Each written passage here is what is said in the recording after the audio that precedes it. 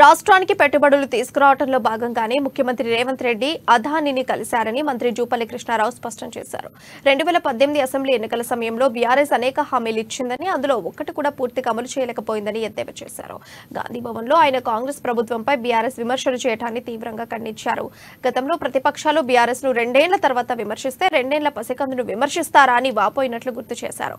ప్రస్తుతం కాంగ్రెస్ అధికారంలోకి రావడాన్ని జీర్ణించుకోలేక 2 నెలలకే విమర్శలు ప్రారంభించారని మండిపడ్డారు. 2014లో బంగారు పల్లాని ప్రజలు కేసీఆర్ చేతిలో పెడితే అప్పుల కుప్పగా మార్చాడని విమర్శించారు. రహస్యంగా జారీ చేసిన ఎన్నో జీవోలను బీఆర్ఎస్ బహిర్గతం చేయలేదని అన్నారు. గ్యారంటీల అమలు కోసమే ప్రజాపాలన పేరుతో దరఖాస్తులు స్వీకరించామని తెలిపారు. దరఖాస్తుల పరిశీలన పూర్తి కాగానే దశల వారీగా మిగిలిన వాటిని అమలు చేస్తామని హామీ ఇచ్చారు.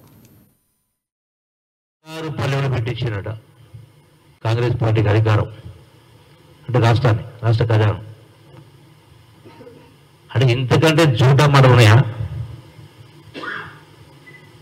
ఎంతసేపు కుట్రలు కుతంత్రాలు ఎత్తుల్లో వినతో పెట్టిన విద్య వీళ్లకు.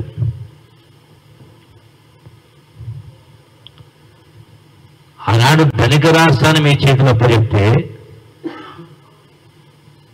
మీరు ఆనాడు గతంలో మీ ప్రభుత్వం అంటే నేను కూడా ఉన్నా టీఆర్ఎస్లో సందర్భంలో లెక్కలు చెప్పిన 2 లక్షల కోట్ల 2,50,000 ఉంది, ఇంత లేదు అంత లేదు, 1,50,000 కోట్లు చెప్పుకుంటూ వచ్చారు.